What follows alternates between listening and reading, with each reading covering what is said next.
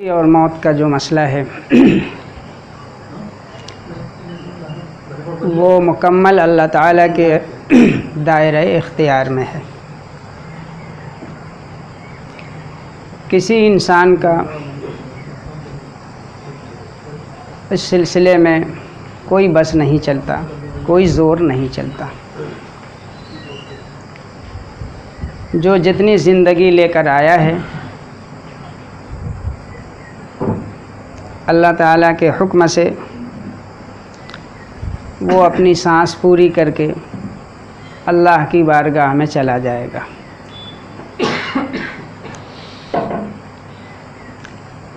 یوں تو دنیا میں روز ہی ہزاروں آدمی اس دنیا سے جاتے ہیں، موت کے منہ میں چلے جاتے ہیں، جن پر ان کے اعزاء و اقرباء ان کے غم میں آنسو بہاتے ہیں، روتے ہیں اور ان کو کچھ دن تک یاد کرتے ہیں۔ لیکن ان جانے والوں میں کچھ ایسی شخصیات ہوا کرتی ہیں جن کی رحلت کا زمانہ افسوس کرتا ہے۔ نہ صرف یہ کہ ان کے اعزاء و اقرباء، ان کے گھر والے اور آس پاس کے لوگ، بلکہ ان کے متعلقین اور محبین کا دائرہ اس قدر وسیع ہوتا ہے اور اتنا پھیلا ہوا ہوتا ہے کہ ان کے غم میں، ان کی فرقت اور جدائی میں آنسو بہانے والے اور ان کو یاد کرنے والے بے شمار لوگ ہوتے ہیں، جو جغرافیائی حدود سے باہر کتنے ضلع میں اور کتنے صوبے میں اور کتنے کے جدائی پر آنسو بہانے والے پورے ملک میں بلکہ پوری دنیا میں ہوتے ہیں۔ ان جانے والوں میں خاص طور سے جو علماء کرام ہیں، جو انبیاء کے وارث کہے جاتے ہیں اور جن کے وجود سے اللہ تعالیٰ اس دنیا میں رحمت نازل کرتا ہے اور جن کے فیضان سے پوری امت فائدہ اٹھاتی ہے، ایسے لوگ جب دنیا سے جاتے ہیں تو ان کے غم میں آنسو بہانے والے پورے علاقے کے، پورے شہر کے ہی نہیں بلکہ پورے ملک کے لوگ ہوا کرتے ہیں۔ اسی لیے مقولہ ہے کہ موت العالم موت العالم، عالم کی موت پورے عالم کی موت ہے، اور عالم کی موت کو بہت بڑی مصیبت اور آزمائش کہا گیا ہے۔ ہم دیکھتے ہیں کہ یہ دور قحط الرجال کا دور ہے۔ جو شخصیات یہاں سے گزر جاتی ہیں ان کے اندر جو ایک علمی استعداد اور صلاحیت موجود رہتی ہے، ان کے جانے کے بعد پھر ان کا خلا پر ہونا مشکل نظر آتا ہے، اور اس طریقے سے علم دھیرے دھیرے دنیا سے رخصت ہوتا چلا جاتا ہے۔ حدیث شریف میں بھی آیا ہوا ہے کہ اللہ تبارک و تعالی علم کو اس طرح نہیں اٹھائیں گے کہ علماء کے سینوں سے اس کو اوپر کر دیں، نکال دیں، اٹھا لیں، کھینچ لیں، بلکہ علم اس طرح اٹھے گا کہ علماء یکے بعد دیگرے رحلت کرتے جائیں گے، یہاں تک کہ ایک دور ایسا آئے گا کہ کوئی عالم باقی نہیں رہے گا اور لوگوں کو مسائل دریافت کرنے کے لیے علماء کی تلاش ہوگی تو صرف جاہل لوگ ملیں گے، اور انہی جہلا کو لوگ اپنا پیشوا اور امام بنا لیں گے، ان سے مسائل پوچھیں گے، اور وہ جہالت کی وجہ سے الٹا سیدھا بتائیں گے، خود بھی گمراہ ہوں گے، دوسروں کو بھی گمراہ کریں گے۔ آج اگر ہم جائزہ لیں تو علماء حقانیین، علماء ربانیین کا جس قدر تیزی سے ان کی رحلت کی خبر آ رہی ہے ہند و پاکستان اور پورے بر صغیر میں، اور خاص طور سے علماء دیوبند، تو بڑا ہی قلق اور افسوس ہوتا ہے، چونکہ یہ آزمائش کرونا جو ہے وہ ہم سب کے لیے ایک آزمائش اور امتحان بن کر آیا ہوا ہے۔ کتنے لوگ اس بیماری کی نذر ہو گئے اور یکے بعد دنیا سے اس طرح رخصت ہوئے، اور اتنا سلسلہ گویا چلا ہوا ہے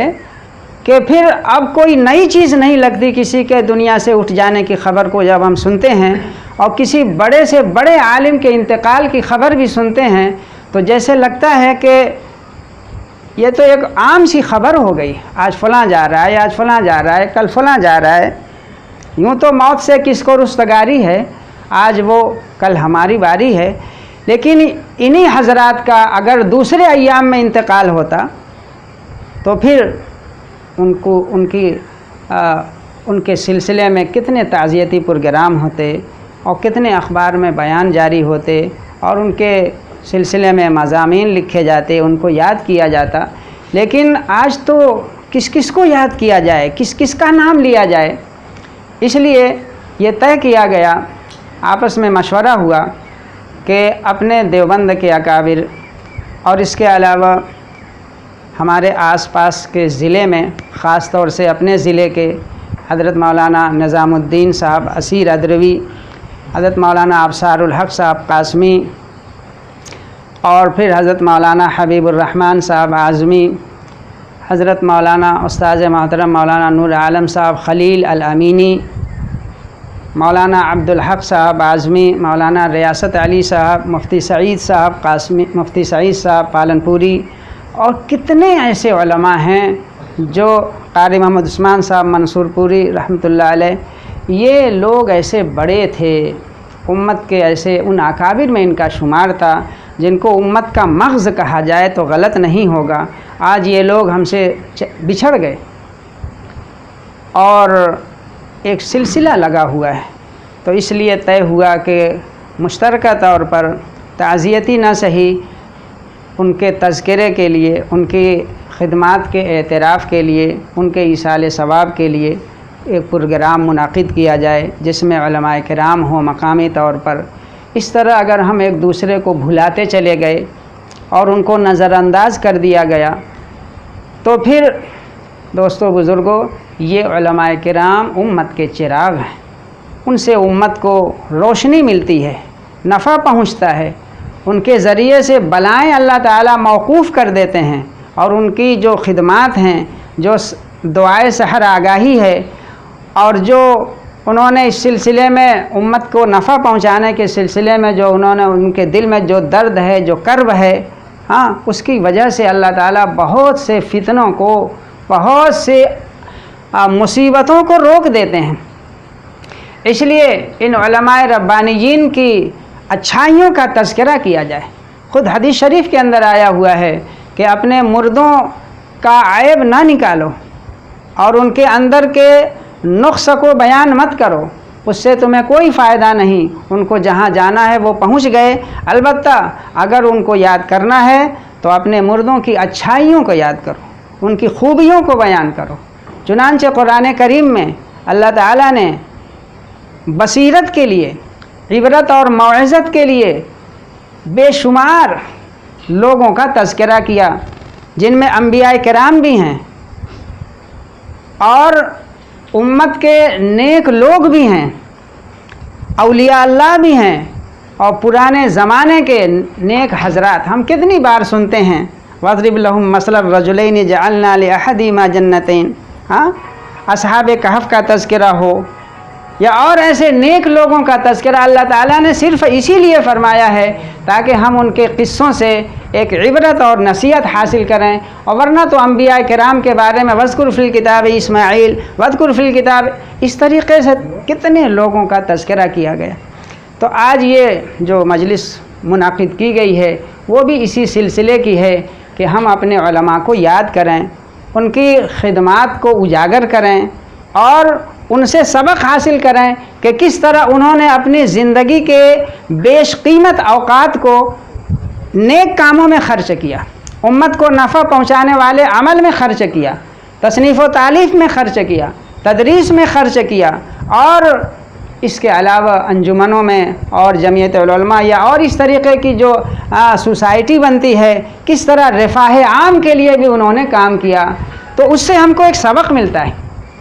آج کی اس مجلس میں بھی کوشش کی گئی ہے